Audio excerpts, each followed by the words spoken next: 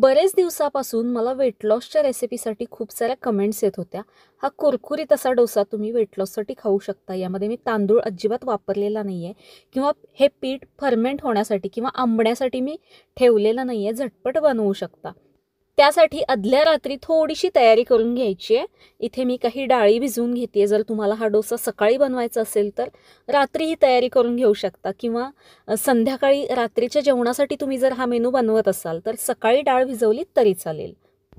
इथे मी सगळ्यात आधी पाव कप मसूर डाळ घेतली आहे, मूग डाळ पाव कप घ्यायची आहे, चना डाळ पाव कप, तूर डाळ पाव कप आणि पाव कप इथे मी मूग घेतलेत. हिरवे मूग अख्खे घेतलेले आहेत. तुम्हाला यातली कुठली डाळ नको असेल किंवा अजून कुठली डाळ तुम्हाला यामध्ये घालायची असेल तर तुम्ही तुमच्या आवडीनुसार घालू शकता. या डाळी पहिल्यांदा चांगल्या 2-3 वेळा धुवून घ्यायच्यात. डाळी धुवून झाल्यानंतर त्यामध्ये भरपूर पाणी घालायचं, कारण डाळी भिजल्यानंतर अजून फुगतात, त्यामुळे भरपूर पाणी घालायचं. आणि हे मी रात्रभर भिजायला बाजूला ठेवते किंवा 4-5 तास भिजत ठेवलं तरी चालेल. बरेच दिवसापासून मला एक चांगल्या क्वालिटीचा असा डोसा पॅन घ्यायचा होता. बऱ्याच शोधानंतर मी हा डोसा पॅन मागवलेला आहे.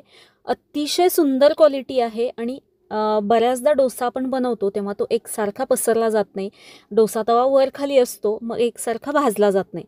याची क्वालिटी अत्यंत सुंदर आहे. मला प्रचंड आवडलाय. एकसारखा डोसा पसरला जातोय आणि सगळीकडून एकसारखा भाजला जातोय. बऱ्याच जणांची शंका असते की डोशासाठी कुठला तवा घ्यायचा, तर मला हा तवा आवडलेला आहे म्हणून मी याचा रिव्ह्यू तुमच्यासोबत शेअर केला आहे. तुम्हाला जर हा मागवायचा असेल तर खाली लिंक दिली आहे, तिथून तुम्ही मागवू शकता. हा अजिबात पेड प्रमोशन नाही आहे. मला आवडला म्हणून त्याचा रिव्ह्यू मी तुमच्यासोबत शेअर केलेला आहे. दुसऱ्या दिवशी सकाळी इथे डाळी चांगल्या भिजलेल्या आहेत. रात्रभर मी हे भिजवून घेतलं आहे. आता यातलं पाणी काढून टाकायचं पूर्ण. पाणी काढल्यानंतर या डाळी आपल्याला एका मिक्सरच्या भांड्यामध्ये घालायच्या आहेत. एका वेळेस होणार नाही, त्यामुळे ते मी 2 बॅचमध्ये बारीक करून घेते. आता यामध्ये थोडंसं कढीपत्त्याची पानं घालायची आहेत. छान खमंग चव लागते याच्यामुळे. लसूण घालायचं आहे, मिरची घालायची आवडीनुसार.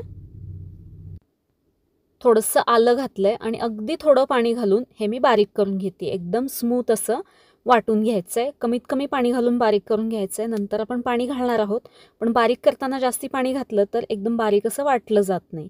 या पद्धतीने आता बाकीची देखील डाळ मी इथे बारीक करून घेतली आहे. हे दाटसर आहे. आता यामध्ये लागेल तसं पाणी घालायचं आहे. थोडं थोडं पाणी घालून मिक्स करून घ्यायचं आहे. डोशासाठी ज्या पद्धतीचं बॅटर आपल्याला लागणार आहे तसं मी इथे बनवून घेतलं आहे, हवं तेवढं पाणी घालून. चवीनुसार यामध्ये मीठ घालायचं आहे.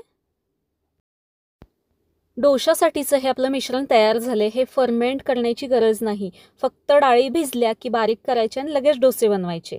याच्यासोबत खाण्यासाठी मस्त अशी एक चटपटीत मी चटणी बनवते आहे. यामध्ये खोबरं मी अजिबात वापरणार नाही आहे. ओलं खोबरं बऱ्याचदा शिल्लक नसतं, तर अशा वेळेस तुम्ही ही चटणी बनवू शकता. 1 कांदा आणि 2 टोमॅटो घेतलेत. कढईमध्ये 1 चमचा तेल घालायचं आहे. तेल गरम झालं की त्यामध्ये ही डाळ घालायची आहेत, म्हणजे डाळवं देखील याला म्हणतात. फुटाण्याची डाळ आहे ही. पाव कप शेंगदाणे घातलेले आहेत. शेंगदाणे थोडेसे भाजून घ्यायचे आहेत. आता यामध्ये मी अर्धा छोटा चमचा उडीद डाळ घातली आहे, ही पण यामध्ये परतून घ्यायची आहे. लाल सुक्या मिरच्या घालते मी. बेडगी मिरच्या आहेत, याने रंग खूप छान येतो चटणीला. 1 मोठा मोठा कापलेला कांदा आणि टोमॅटो घालायचा आहे. हे सगळं आता आपल्याला हाय हीटवरती परतून घ्यायचं आहे. अगदी जास्त भाजायची गरज नाही आहे. हे सगळं थोडंसं सॉफ्ट होईपर्यंत मी परतून घेते आहे. हे सगळं मऊ पडलं आहे. आता हे मी पूर्ण थंड करून घेते. थंड झालं की सगळं एका मिक्सरच्या भांड्यामध्ये घालायचं आणि एकदम स्मूथ असं वाटून घ्यायचं आहे.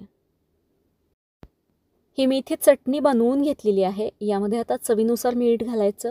चटणी कितपत दाटसर कितपत सैलसर हवी आहे त्यानुसार अजून पाणी घालू शकता, पण ही आपण डोशासोबत बनवली आहे त्यामुळे मी जास्ती पाणी यामध्ये घालणार नाही आहे.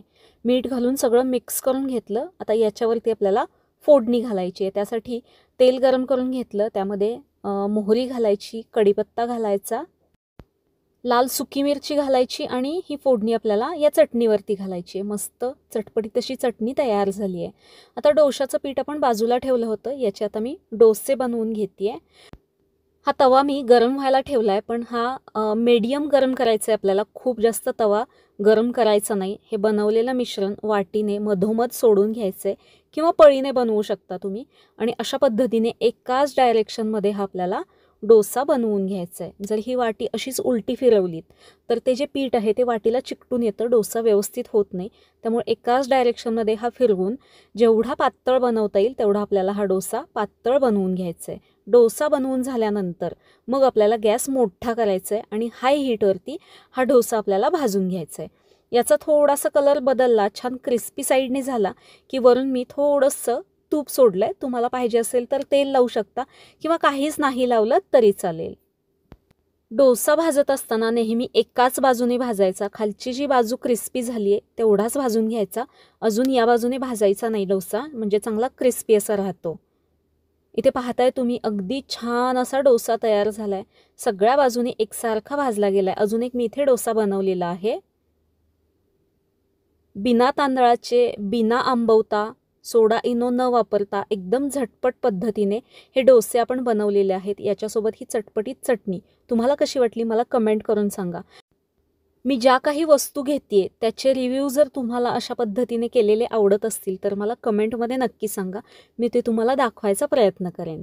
कशी वाटली रेसिपी कमेंट करून सांगा. आवडल्यास लाईक, शेअर, फॉलो किंवा सबस्क्राईब नक्की करा. परत भेटू एका नवीन रेसिपीमध्ये. धन्यवाद.